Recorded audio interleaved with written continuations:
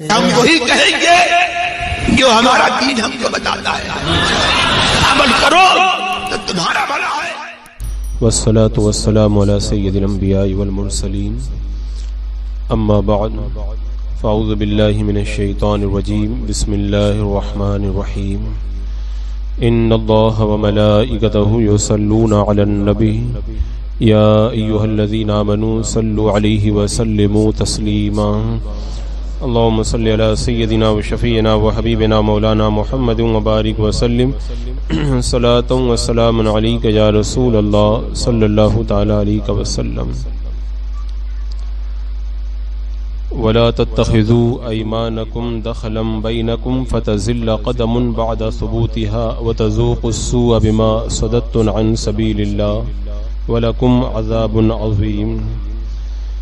اپنی قسمیں آپس میں بے اصل بہانہ نہ بنا لو کہ کہیں کوئی پاؤں جمنے کے بعد میں لغزش نہ کرے اور تمہیں برائی چکنی ہو، بدلہ اس کا کہ اللہ کی راہ سے روکتے تھے اور تمہیں بڑا عذاب ہو۔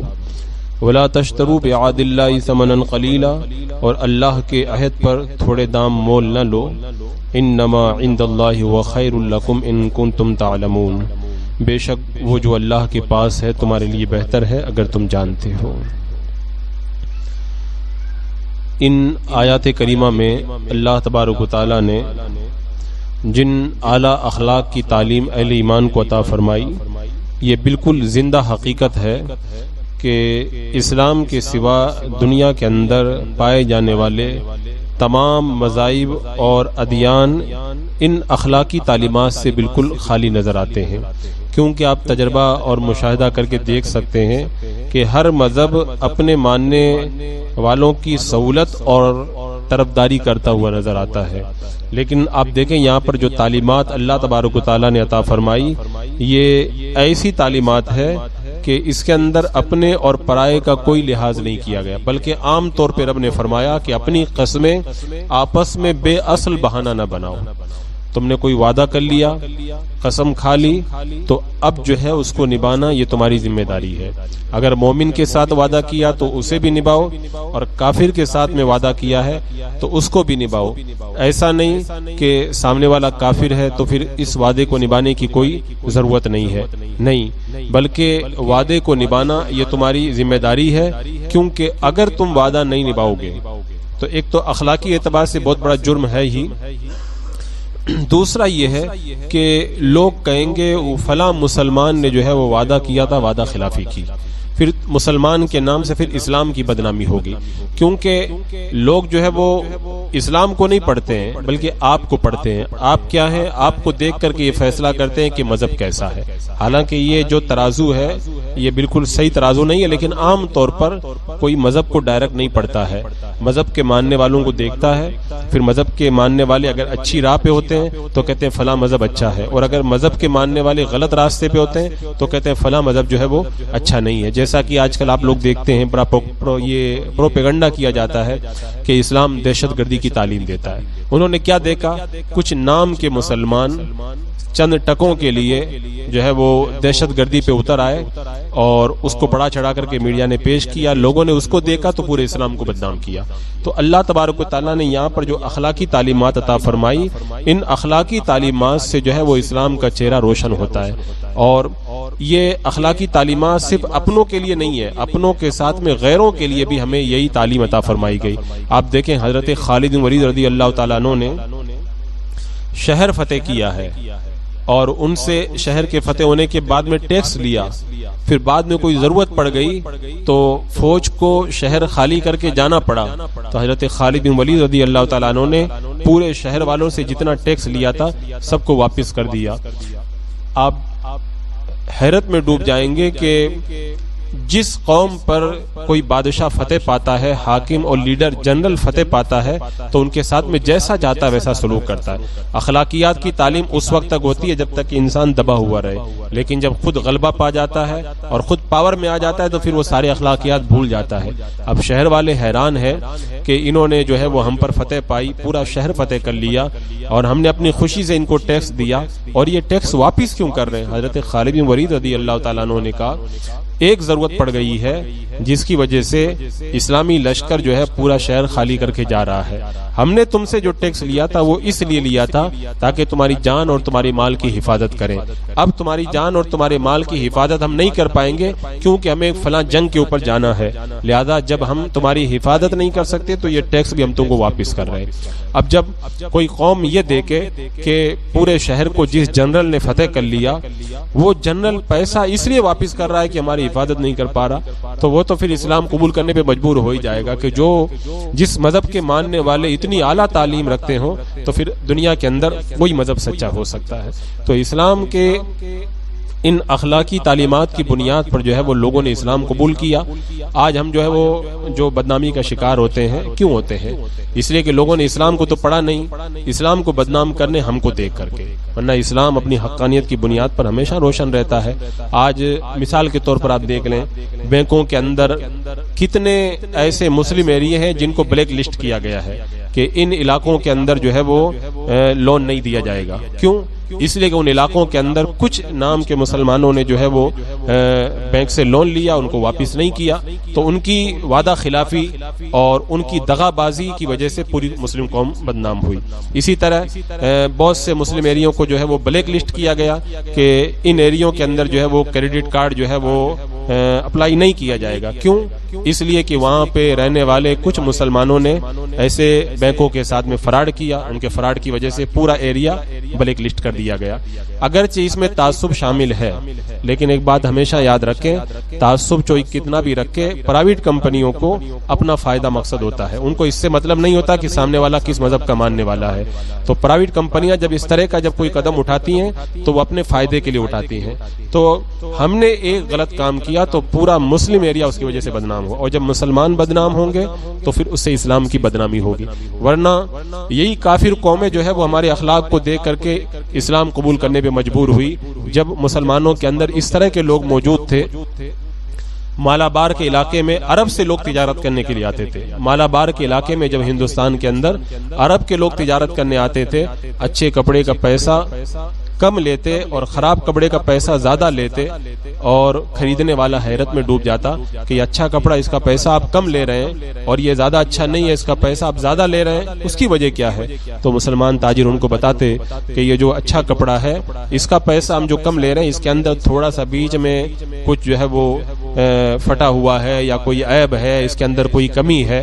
اب گراہک کو تو یہ معلوم نہیں رہتا تھا گاہک کو کہ اس کے اندر کمی ہے, لیکن تاجر خود بتاتا تھا کہ اس میں کمی ہے اس لیے پیسہ میں کم لے رہا ہوں. تو پھر مالابار کے اندر مسلمان جب اس طرح سے تجارت کر کے گئے, وہ تو چلے گئے لیکن یہاں کے رہنے والے لوگوں کے دلوں میں اسلام کی محبت چھوڑ کے چلے گئے, کیونکہ جب اس طرح کے لوگ کسی علاقے میں جاتے ہیں اور اعلیٰ اخلاق کو پیش کرتے ہیں تو پھر وہاں کے لوگ ان کو نہیں دیکھتے یہ کس مذہب کے ماننے والے تھے. تو جب اس مذہب کے ماننے والے اتنی اچھی تعلیم اپنے اندر رکھتے ہیں تو اس کا مطلب یہی مذہب سچا ہے. تو اللہ تبارک و تعالیٰ نے یہاں پہ جو تعلیم عطا فرمائی کہ وَلَا تَتَّخِذُوا أَيْمَانَكُمْ دَخَلًا بَيْنَكُمْ فَتَزِلَّ قَدَمٌ بَعْدَ ثُبُوتِهَا وَتَذُوقُوا السُّوءَ بِمَا صَدَدتُّمْ عَنْ سَبِيلِ اللَّهِ. اپنی قسمیں آپس میں بے اصل بہانہ نہ بناؤ کہ کوئی پاؤں جمنے کے بعد لغزش نہ کرے.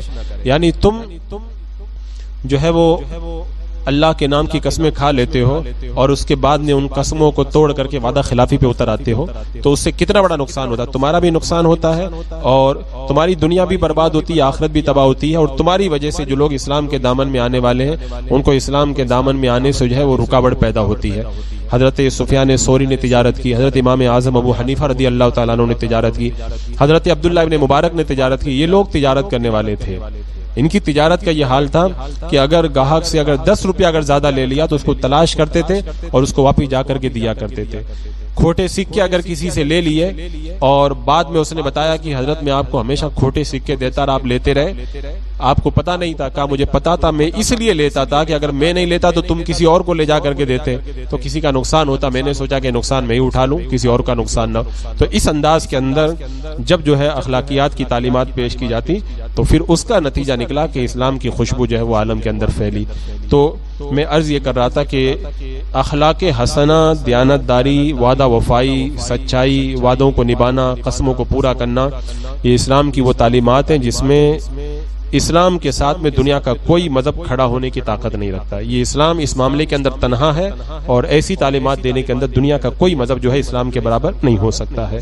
پھر فرمایا کہ تم قسموں کو جو ہے وہ اس طرح سے نہ توڑو، اس لیے کہ قسموں کو فوائد کی زنجیر اور ہاتھ پاؤں کی بیڑیاں سمجھو، کہ ایسا نہیں کہ اب تم نے قسم جو ہے وہ کھا لیا تو بعد میں جب چاہو توڑ دو. نہیں، اب کھا لیا تو اس کو نبھاؤ، کیونکہ لوگ تمہاری قسموں پر اعتماد کرتے ہیں اور تم جب اس اعتماد سے ناجائز فائدہ اٹھاؤ گے اور لوگوں کو پھنسانے کی کوشش کرو گے قسموں کے ذریعے تو یہ حرکت انتہائی خطرناک ہے. اور اس کا پہلا نقصان کیا ہے؟ فرمایا پہلا نقصان ہے فتزل قدم بعد ثبوتها، تمہارے قدم دین اسلام پر جمنے کے بعد میں پھر وہاں سے جو ہے پھسلنا شروع ہو جائیں گے. یہ اس کا پہلا نقصان ہے. اور اس کے بعد میں اس کا دوسرا نقصان یہ ہے کہ تم دوستوں میں، بد عہدی میں، وعدہ شکنی میں، دھوکہ بازی کے اندر بدنام ہو جاؤ گے.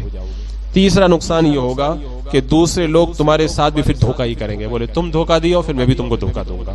تو اس طرح سے دھوکہ دڑی کا بازار گرم ہو جائے گا.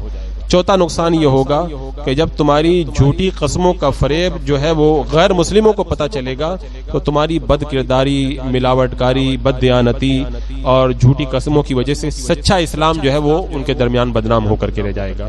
اور پانچواں نقصان کیا ہوگا؟ اللہ نے فرمایا وَتَذُوقُوا السُّوءَ بِمَا صَدَدتُّمْ عَنْ سَبِيلِ اللَّهِ، تم کو دنیا و آخرت کی ذلت، رسوائی اور بے اعتمادی اور رسوائی کا جو ہے وہ سامنا کرنا پڑے گا. اور پھر اس کے بعد میں جو ہے وہ ساتواں نقصان یہ ہوگا کہ وَلَكُمْ عَذَابٌ عَظِيمٌ، تمہارے لیے جو ہے وہ بڑا عذاب اللہ نے تیار کیا ہے، تو اس بڑے عذاب کے اندر تم لوگ مبتلا ہو جاؤ گے. پھر اللہ تبارک و تعالیٰ نے ارشاد فرمایا کہ وَلَا تَشْتَرُوا بِعَهْدِ اللَّهِ ثَمَنًا قَلِيلًا، کہ اللہ کے وعدوں کو تھوڑے مول کے بدلے جو ہے وہ اللہ کے وعدوں کے بدلے جو ہے وہ تھوڑے دام مت مول لو. یعنی دنیا کا تھوڑا سا فائدہ اٹھانے کے لیے اللہ سے کیا وعدہ مت توڑ دو تم لوگ، اس لیے کہ انما عند اللہ هو خیر لکم ان کنتم تعلمون، جو اللہ کے پاس ہے وہ تمہارے لیے بہتر ہے اگر تم جانتے ہو. یعنی تم تھوڑا سا پیسہ لے لو گے وہ تمہارے لیے بہتر نہیں ہے، وہ تو ختم ہو جائے گا، لیکن اگر تم وعدہ نبھاؤ گے اور وعدہ نبھانے کی وجہ سے اللہ تبارک و تعالیٰ جو انعام و اکرام تم کو عطا فرمائے گا، جو آخرت کی نعمتیں تمہیں عطا فرمائے گا، وہ تمہارے لیے جو ہے وہ زیادہ بہتر ہے. اور مفسرین نے یہاں پر یہ ارشاد فرمایا کہ وہ عہد جو ایمان والے کرتے ہیں اس کو نبھانا ضروری ہے. جیسا کہ آپ عہد، میں نے اس سے پہلے ایک پوری توضیح کی تھی، ہم ایک پیر کے ساتھ میں وعدہ کرتے ہیں، کبھی ہم کہیں نوکری کرنے جاتے ہیں تو اپنے سیٹ کے ساتھ میں وعدہ کرتے ہیں، یا اسی طرح ہم کوئی سرکاری جاب کرتے ہیں تو وہ گورنمنٹ کے ساتھ میں کبھی کوئی وعدہ کرتے ہیں، یا ہم کسی اور دنیا کے کام میں کاروبار کر رہے ہیں تو اپنے جو ہے پارٹنر یا ایسے لوگوں کے ساتھ وعدہ کرتے ہیں. ان سارے وعدوں کو نبھانا ضروری ہے. اگر کوئی بندہ ان وعدوں کے خلاف کرے گا تو وہ دنیا اور آخرت کے عذاب کے اندر گرفتار ہوگا. اور یہاں پر صاحب رول بیان نے جو سب سے بڑا وعدہ لکھا وہ ہے پیر کے ساتھ میں کیا جانے والا وعدہ.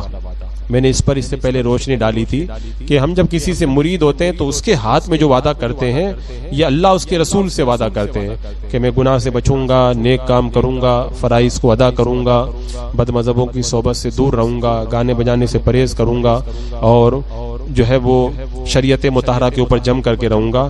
اب اگر کوئی بندہ اس وعدے کو توڑ دیتا ہے جو اللہ اس کے رسول سے کیا ہے تھوڑے داموں کے بدلے، دنیا کے تھوڑے سے آرام کے بدلے میں، تو پھر اللہ تبارک و تعالیٰ نے ارشاد فرمایا کہ وعدہ نبھانے پر اللہ تبارک و تعالیٰ تمہیں جو انعام و اکرام عطا فرماتا اس انعام و اکرام سے تم محروم ہو گئے. دنیا کی تھوڑی سی لذت پا کر کے تم مغرور ہو گئے. اگر تھوڑا سا تم صبر کرتے، وعدہ کو نبھا لیتے، تو پھر اللہ تبارک و تعالیٰ تمہیں جو انعام و اکرام عطا فرماتا اس کا جو ہے وہ تم اندازہ نہیں لگا سکتے. یہاں پر صاحب رول بیان نے ایک حکایت کو بیان کیا کہ ایک عالم دین نے اپنی ایک آپ بیتی بیان کی. کہتے ہیں کہ میں شہر معیسہ میں تھا، دو لوگ آپس میں گفتگو کر رہے تھے کہ ہم لوگ ایسا کرتے ہیں، گوشہ نشین ہو جاتے ہیں اور خلوت میں جا کر کے عبادت کرتے ہیں، اور انہوں نے پختہ وعدہ کر لیا کہ اب ہم جو ہے وہ اللہ اس کے رسول کی بارگاہ میں نکل جاتے ہیں، غار میں جا کے عبادت کرتے ہیں. وہ عالم کہتے ہیں جب میں نے سنا تو میں بھی ان کے پیچھے لگ گیا.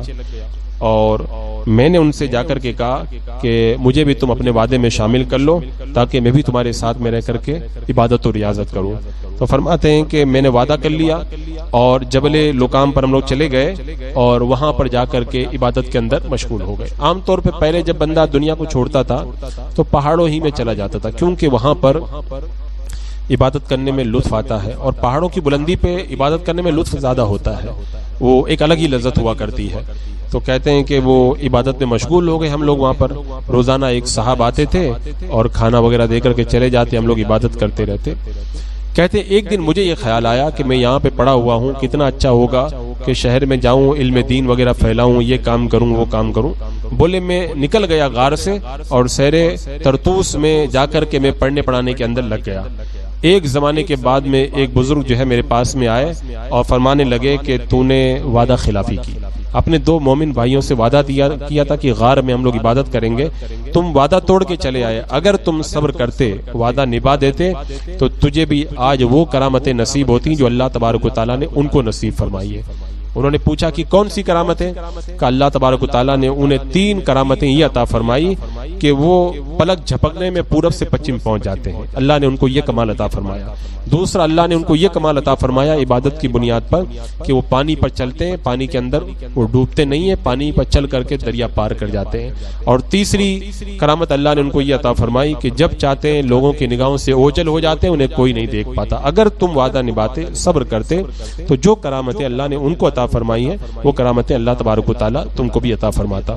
تو اس آیت کریمہ میں جو عہد نبھانے کی اور خاص طور سے اللہ سے کیے ہوئے وعدے کو نبھانے کی تعلیم دی گئی, اہل ایمان کو ضرورت ہے کہ ان تعلیمات پر عمل کرے.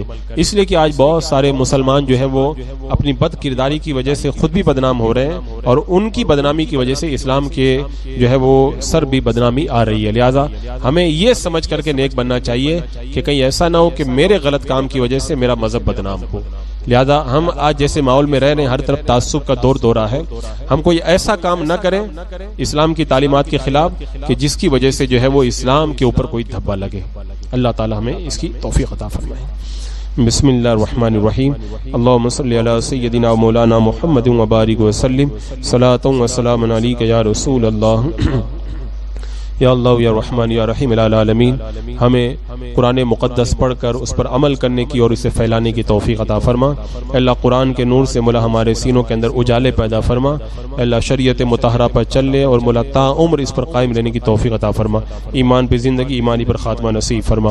ربنا تقبل منا انک انت السمیع العلیم وتب علینا انک انت التواب الرحیم. ان اللہ وملائکتہ یصلون علی النبی یا ایھا الذین آمنوا صلوا علیہ وسلموا تسلیما.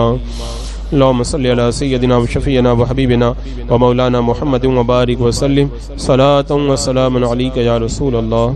سبحان ربك رب العزة عما يصفون وسلام على المرسلين والحمد لله.